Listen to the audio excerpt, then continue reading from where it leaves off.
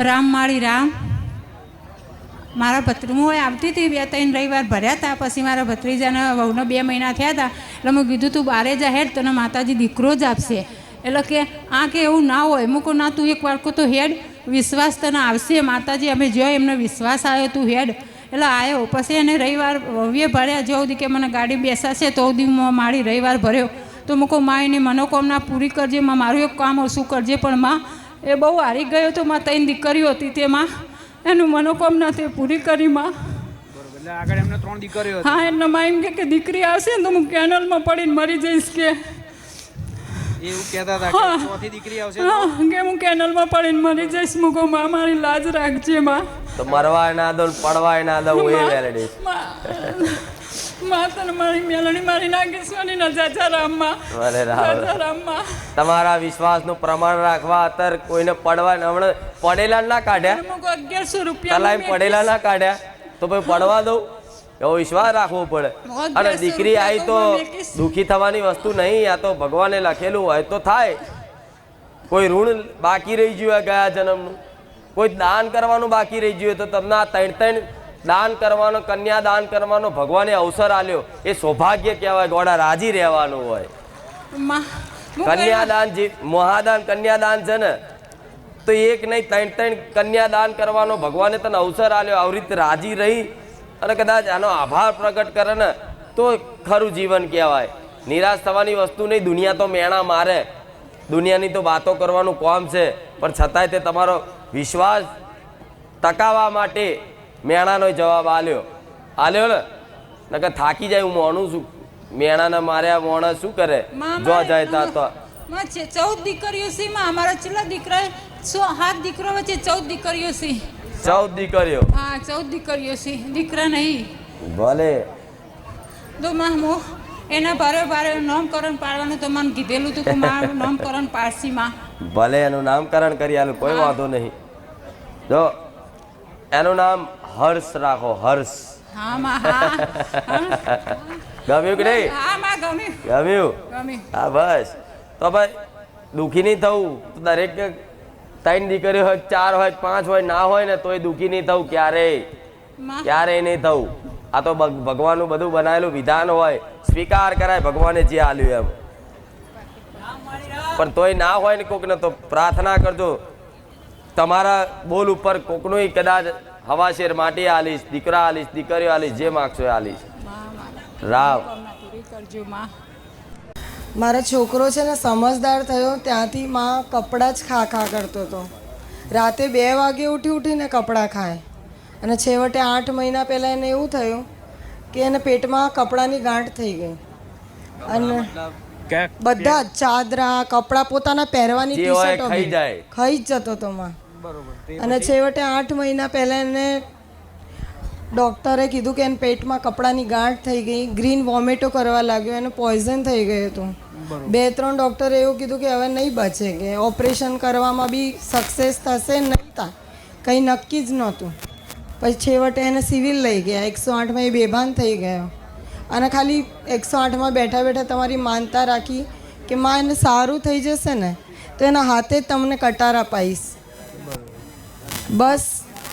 અને સિવિલમાં જે બીજી વાર રિપોર્ટ થઈ ને તો ડૉક્ટરે ખાલી એટલું જ કીધું કે એને કંઈ જ નથી, પેટમાં ખાલી ઇન્ફેક્શન થયું છે, એ 2-3 દિવસમાં સારું થઈ જશે તો હું રજા આપી દઈશ. કે એટલે સતત કપડાં ખાતા હતા એના કારણે સતત જ ખાતો હતો મેમ, સતત જ. ઝેર થઈ ગયું હતું એમ પેટમાં? હા, પોઈઝન થઈ ગયું હતું. એ પોઈઝનનું કારણ હતું કપડાની ગાંઠ હતી એના પેટમાં. વોમિટ થતી હતી. હા, માતાજીની માનતા રાખી. એના પછી એને જ્યારે રિપોર્ટ કરાયો સિવિલમાં અમે ગયા, કોઈ ઓપ્શન જ નહોતું, પ્રાઇવેટમાં તો લેતા જ નહોતા. પછી સિવિલમાં રિપોર્ટ કરાયો ત્યારે ખબર પડી કે એને કશું છે જ નહીં. એને ખાલી પીડિયાની અસર કીધી અને પેટમાં ઇન્ફેક્શન કીધું. અને 2-3 દિવસ પછી એને રજા પણ મળી ગઈ. માનતા રાખ્યા પછી પહેલા તમે હોસ્પિટલમાં બતાવ્યો એમાં એના રિપોર્ટમાં બી એ જ હતું કે ભાઈ એના પેટમાં ગાંઠ છે કપડાની. ડૉક્ટરનું કહેવું એવું હતું કદાચ જીવ જોખમમાં જાય એવો. બિલકુલ માં. અહીંયા આવું તો દુઃખ નહીં તમને? માં હું કંટાળી ગઈ અમુક નહીં, અમુક કહેતા માં અમે દુઃખી છીએ. આ દુઃખ કહેવાય. જો આખો દિવસ નોકરી કરીને સૂતા હોય ને રાત્રે 2 વાગે ઉઠીને ચાદરા ખાતો હોય માં હું બહુ હેરાન થઈ આવું ગઈ આવું કોઈ હતી. મનુષ્ય કરે? આખું હોવું જોઈએ ને. અત્યારે હાલમાં કપડાં ખાવાનું તો મૂકી દીધું છે પણ કાગળ અને પેન્સિલ તો હાલે ખાય જ છે. એ ભૂલવાડ દઈશ. જો કપડાં ખાવાનું ભૂલવાડ દીધું છે તે એ ભૂલવાડ દઈશ.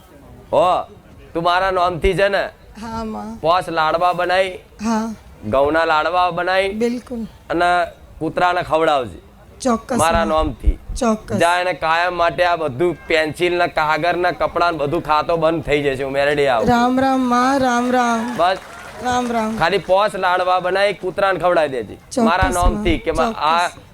આ જે ખવડાવું છું ખુખાર મેરડીના નામથી. બરોબર? હા કપડા કાતો તો બંધ થઈ ગયો ને? હા નથી હવે શું ખાતા. રહ્યું છે ખાલી? ખાલી કાગળ અને પેન્સિલ ને આવું બધું ખાઈ જાય છે. તમે એવું ખાસ લ્યા? તમે એવું ખાઈશ? બોલો. શી ખબર નહીં, સારું ખવાઈ જાય સારું લાગે છે. પ્રસાદ ખા, પ્રસાદ પ્રસાદ આલજો અમને. હો જાઓ. ભલે ભૂલવાડ દઈશ. હો રામ રામ. રામ રામ માળી. ગામ કઠલાલથી આવું. આ મારા શાળા છે ચકલાસી. આવો 2 વર્ષથી માળી અહીં ગાડી આવું છું ગાદીએ. તે એમને શું કહેવાય 2020માં એમને લગ્ન કરેલા પણ વસ્તી થતી નથી. 2 મહિને ને 2 મહિને કેસ બગડી જતો હતો માળી. તેમને એક બુવાકાને જોવડાયેલું. તે કીધેલું કે 4 મહિનાથી અને ફરી કેસ બગડી ગયો. ફરી અહીં ગાડી માનીની મોનતા રાખી કે તમે અહીં ગાડી મોનતા રાખો તમારો સારો દિવસ થઈ જશે. શ્રીફળ ચૂંદડી અને પારણિયાની માનતા રાખેલી. તે માનતા કરવા અને છોડીને પજે લગાડવા આવ્યા. અને માળી એમને મેં ખાલી તમારા વિશ્વાસથી એકવાર એમ કહ્યું કે તમે માળી પર ભરોસો રાખો. તે માળી તમે એમને તમારા પર પૂરો ભરોસો રાખે તે માળી તમને એમને રૂપિયો આપ્યો હાથમાં. એ રૂપિયો હતા લઈને આવ્યા. બતાવો. અત્યારે દીકરો આપી કે દીકરી? દીકરી આપી. દીકરી. બરોબર, દીકરી આપી. હા તમે જે આલો એ માતાજી તમે. હા માં જે આલે જે આલે, હરખથી ભાવથી. પણ ખાલી કોઈ મેણું ના મારવું જોઈએ. ભલે રામ. રામ રામ માળી. આશીર્વાદ છે. અને માળી આ મારી માનતા હા તો માળી હું 3 પોહર દાડામાં જો દરરોજ સપને વાતો કરો માં. ઓછા દિવસ ને 365 ગમે ત્યાં ઊંઘ્યો હોય રાત દિવસ ગમે ત્યાં તમે ગમે ત્યાં માળી મને આવો. ગમે ત્યાંનો ન્યાય વ્યવહાર પડ્યો તમારો ભાવિક તમારા પારે આવતો હોય અને આવો એમ ક્યાંક કે માળી મને કશું દુઃખ નહીં દેખાતું કે એના ઘેર મોહની માતા નડતી હોય કે ગમે તે માતા નડતી હોય માં તમે છેલ્લો મારી જોડે ગુરુ માતા ઊભા રહી અને ગમે ત્યાંના ન્યાય વ્યવહાર કરવા મને સાથ આલો માં. મારી કોઈ ભૂલ થઈ હોય તો માં માફ કરી દેજે. ભલે રામ. 2 વર્ષથી આવું માં. પહેલી વાર તારા શરણમાં આવ્યો માં. 2 વર્ષથી આવું. હા ભલે રામ. તો માફ કરી દેજે માં. હું જોડે છું ને હા, એવો માં. વિશ્વાસ છે ને? 24 કલાકમાં. હા, તો બસ આવો વિશ્વાસ રાખજો. અને હું તો દરેક ભાવિક ભક્તોને નહીં કહેતી કે તમારી જોડે જ છું. હા, તો બસ આવો વિશ્વાસ રાખજો. અને હું તો દરેક ભાવિક ભક્તોને નહીં કહેતી કે તમારી જોડે જ છું. માતા એના પહોળ દિવસ કોઈ દિવસ એવો બાકી નથી માં સપનું નહીં જોયું હોય મેં. તું બોલે છે કોકનું કામ થઈ જાય. હા માં હું એકવાર એમ કહું કે તારું આ કામ થઈ જશે મારા મા પર વિશ્વાસ રાખ તો માં ગમે ત્યાંનું કામ થઈ જાય. ગમે ત્યાંનો ન્યાય વ્યવહાર ને માતાને અરજી કરું ને કે માં હું અને તારા પારે લઈને આવ્યો. હારું હેડ મસ્ત ગાડી લઈ આલીશ તને જા. હા માં કર ગાડીની ઈચ્છા. હા માં તે તો મને સપનામાં કીધી હોય કઈ ઈકો નહીં લાવી બેટા તને અલ્ટિકા લઈ આલો કોઈ પોલીસ વાળા હાથ ના મારે કે. માં ખરેખર હા સપનામાં 2 થી 3 વાર એવું કીધું માડીએ કે બેટા તને ઈકો નહીં લઈ આલે તો તને અલ્ટિકા જ લઈ આલે જેથી કરીને તને ના પોલીસ વાળા કોઈ હાથ ના મારે કે. ગાડી વાળી હા માડીએ તો મને અહીંયા આવ્યા પછી ઘર બંને આલ્યું. હા માડીએ કહી દીધી. પણ મેં શું કીધું મસ્ત ગાડી. હા માં મસ્ત હતી અલ્ટિકા જ કહું માં. એટલે તને ગમે જ છે ઈ? હા માં મને અલ્ટિકા ગમે તો નહીં અલ્ટિકા જ ગમતી છે માં તેમાં કીધી છે. અને અસલ વાત તે કે માં હું આ પારે અહીંયા આવ્યો ને પહેલી વાર પણ મારા ઘેર કોઈ દેવ એવું બાકી નહીં મેલ્યું માં કે જેનો ન્યાય વ્યવહાર ના કરાયો અને મેં દેવ ના બેહાડ્યો હોય માં. જેટલું કહું એટલું કર્યું માં. બરોબર કાકા કુટુંબ મોનક ના મોન આપણે છે ને મોજ કરો. માં મોજ તારા દયા મોજ જ કરો. કોઈ નહીં માનતું તો એ માં. ભલે રામ રામ. રામ રામ માં. ઓ આશીર્વાદ છે ખૂબ. મારું ભારતીબેન દિલીપભાઈ પટેલ ચાંદલોડિયા. મારા મિસ્ટરને એટેક આવ્યો હતો. ડૉક્ટરે એવું કીધું હતું કે તમારે બાયપાસ સર્જરી કરવું પડશે પણ 24 કલાક આપ્યા હતા કે આ ભાઈને અમે લઈ જઈએ છીએ. આ ભાઈ બહાર આવે બી ખરા અને ના બી આવે. પછી હું ઓપરેશનમાં લઈ ગયા. 4 કલાક ઓપરેશન ચાલ્યું. હું ત્યાં બેઠી પાણીનું નામ લીધે રાખ્યું જ્યાં સુધી બહાર ના આવ્યા ત્યાં સુધી લીધે રાખ્યું. પછી ડૉક્ટર બહાર પહેલાં ડૉક્ટર જ બહાર આવ્યા અને ડૉક્ટરે આવીને મને એવું કીધું કે બેન તું ચિંતા ના કરીશ, તાર ઘરવાળાને કોઈ તકલીફ નથી. અને મને ડૉક્ટરમાં તમે જ દેખાડા મારી કાળી ચૂંદડીમાં. અને ઓપરેશન થયું ત્યાં સુધી મારી તમે પડખે જ ઊભા હતા. પેલા ડોક્ટર જાતે જ ના પાડતા હતા, કોઈ ડૉક્ટરે ગેરંટી ના જ નહીં. પાડી કે બેન કોઈ ગેરંટી નહીં, 24 કલાક આપું, આ ભાઈને લઈ જાઉં છું બહાર, આવે તોય ખરા, ના આવે તોય ખરા. પછી મેં માળીનું નામ લીધે જ રાખ્યું. પછી ડૉક્ટર પોતે બહાર આવીને મને કે બેન ચાલ મારી હંગાતે. પછી અંદર લઈ જઈને બધું મને બતાવ્યું. પછી મને કે જો બેન તારા ઘરવાળાને કશું જ નહીં થાય, તું ચિંતા ના કરીશ. માથા ઉપર હાથ મૂકીને કીધું. તે ડોક્ટર હતા હું માતા હતી? તમે હતા ડૉક્ટરમાં તમે જ દેખાડા, કાળી ચૂંદડીમાં દેખાડા મારી. અરે રામ. પછી મારા બ્લડ લેવા જવું તું. હું બ્લડ લેવા માટે મારી જોડે કોઈ બધે ફોન કર્યા, મને કોઈ મદદ ના કરી કે હું બ્લડ લેવા આવું એમ. મારા જેટના છોકરાને ફોન કર્યો ને તો કે કાકી કામ હોય ને તો વાત કરો ને કે મૂકી દો. પછી મેં ફોન મૂકી દીધો. હું બેઠી વિચાર કરું કે હારું બ્લડ લેવા કેવી રીતે હું એકલી જઈશ, કોઈ જતું નહીં. પછી મેં મનમાં વિચાર કરી. પછી મારા ભાઈને ફોન કર્યો. મેં કીધું ભાઈ મારે બ્લડની જરૂર છે, 3 બોટલ લોહી. મને કે તું પહોંચ, હું 2 જણાને લઈને આવું. તે ત્યાં પહોંચે ને તો 2ના બદલે 5 જણા આવ્યા. અરે રામ. અને બ્લડ આપ્યું. મને રિક્ષા માટે અડધો કલાક ઊભી રહી, રિક્ષા ના મળે. પછી મેં કીધું હે માં હવે તમે તમારા આશરે ઊભી છું માં, મને રિક્ષા મળે. તો મેલડી માનો ફોટો દોરેલો જ રિક્ષા આવીને એમાં જ હું ગઈને અડધો કલાકમાં બ્લડ લઈને આવતી રહી મારી. અને તમે મારા મિસ્ટરનો જીવ બચાવ્યો માં. રામ માં. અરે રામ. ખુશ માં બહુ જ ખુશ માં, બહુ જ. તમે ખુશ, હું મેરડી ખુશ. બહુ ખુશ માં. તમે તો મારું આખું માથાનું છત્તર આપી દીધું મારી.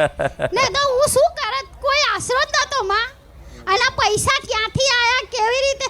પછી ડૉક્ટરે મને કીધું, અમે પહેલા ગયા તરત ડૉક્ટર કે બેન તમારે કે આયુષ્માન કાર્ડ ચાલુ થવામાં 2 મહિના ખૂટે છે.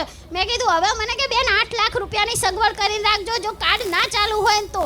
મેં તરત કીધું કે હે માં મારા રવિવાર ભરવા આવી હોય ને માં તું મારી હંગત હોય તો કાર્ડ ચાલુ થઈ જવું જોઈએ. જેવું કાર્ડ ભરાયું ને એવું ડૉક્ટર શું કે બેન બધું આયુષ્માન કાર્ડમાં થઈ જશે, તમારે 1 રૂપિયો નહીં આપવો પડે કે. રામ માં રામ. અરે રામ.